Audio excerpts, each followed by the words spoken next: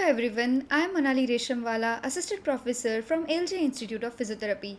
Today I am going to talk about venous ulcer. Venous ulcer is a part of syllabus for final year physiotherapy students of Gujarat University and the subject is physiotherapy in cardiopulmonary conditions. Before we know what is venous ulcer, let's see what is ulcer. So ulcer is a loss of epithelial cells causing exposure of underlying tissue.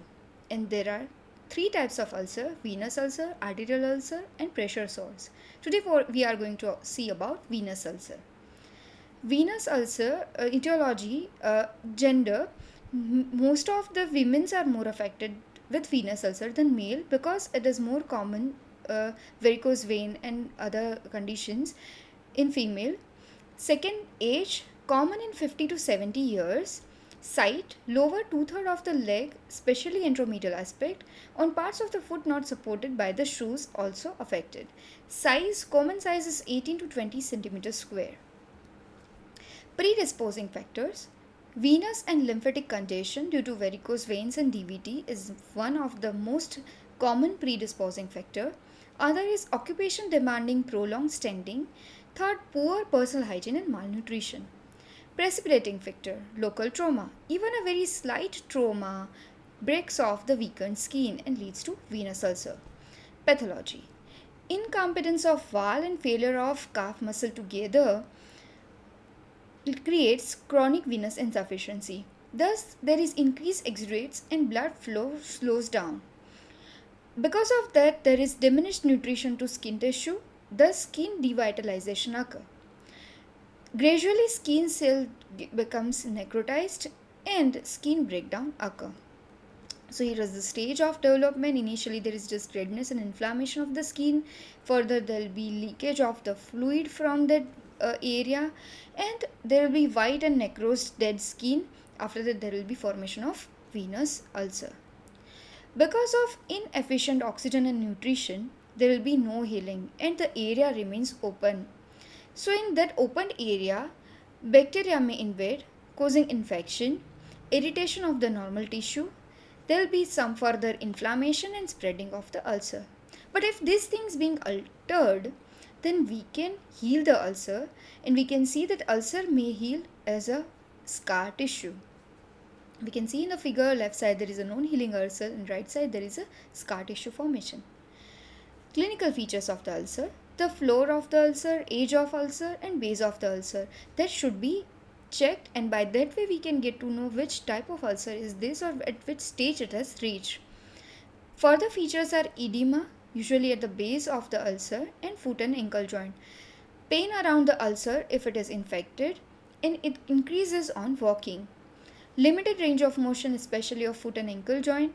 Muscle weakness and atrophy, calf pump is completely failed in this kind of patient, and poor push off during the walking. So gait disturbances also being seen in case of venous ulcer. So let's see the parts of ulcer first, which we are about to see in detail further. So here there are the, if we see a cut section of this ulcer, it looks like this, where there is a floor. This is the floor of the ulcer. Then age of the ulcer, this is the age, and base of the ulcer. The area below the floor is known as base of the ulcer. If we see ulcer from the top, we can see like this, and we can divide it in like the middle part or the innermost part is the floor, outer part is the age, and one more part is known as a margin, and surrounding it there may be edema. So let's see the floor of the ulcer. What is the floor of the ulcer? It is a part showing loss of tissue or exposing underlying tissues, even sometimes bone if it is severe. So there may be this type of floor in venous ulcer. The A type is pale and anemic with watery discharge. It suggests indolent ulcer. Indolent ulcer means a static or unhealing ulcer which is not healing. So the first figure is a indolent ulcer figure, where we can see a pale anemic skin in the floor, and there may be sometimes a watery discharge too. The second type is infected ulcer, where we can see green or yellow discharge coming out from the floor of the ulcer.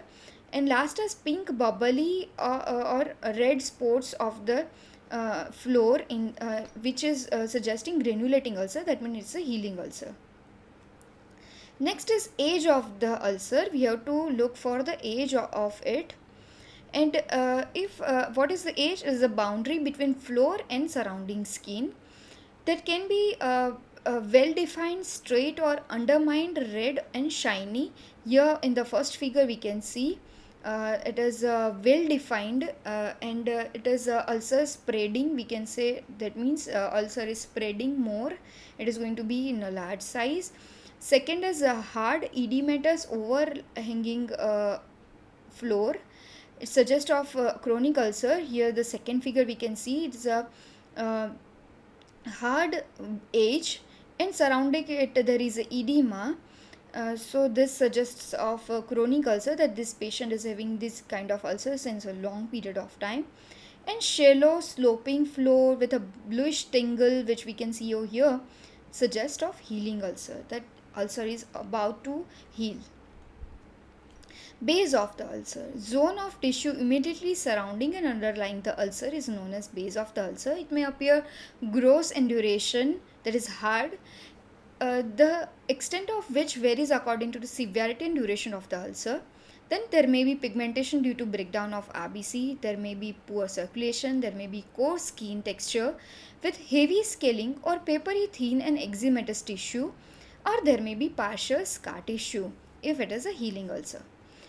Diagnosis. Diagnosis of this ulcer can be done with very careful assessment and investigation of such a limb, so that we can get to know any predisposing factor is available or not. Non-invasive test can be indicated the state of deep and superficial vein, so that if there is a venous varicose vein, or if there is a deep vein thrombosis, we can get to know. We already know how to check clinically whether there is a deep vein thrombosis or varicose vein. Furthermore, there is a radiographic examination of the veins, that is known as phlebograms, in which we insert a radiopaque dye into the vein and take few radiographs. By that way we can get to know the exact area of venous testes. Treatment of venous ulcer can be divided into conservative and surgical treatment.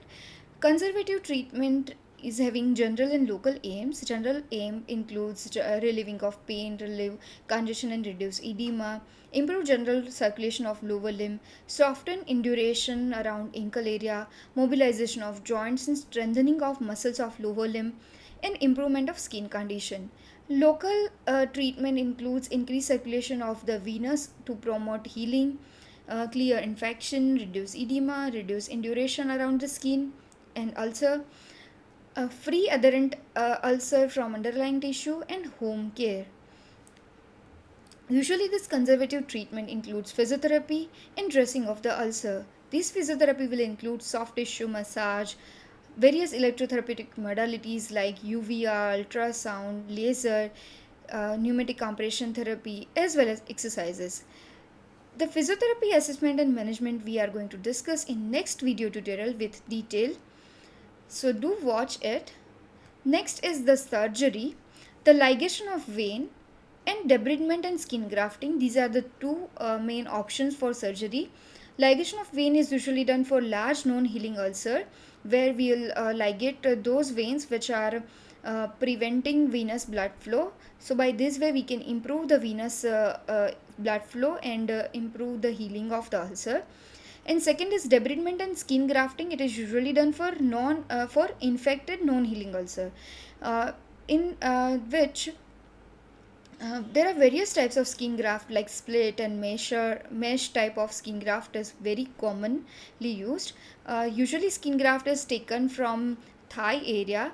Before applying skin graft, that area should be cleaned properly with antiseptic solution as well as with the use of UVR over that ulcer area, so that infection can be controlled at somewhat level. And after that the graft taken from the thigh of the patient should be used, and it should be inserted into the mesher, so there will be split in the this graft. That split will help to improve circulation in the area, and then it is being applied. Obviously there will be physiotherapy following skin grafting, which will help to heal skin graft and ulcer very easily and faster. So here are the references. Thank you.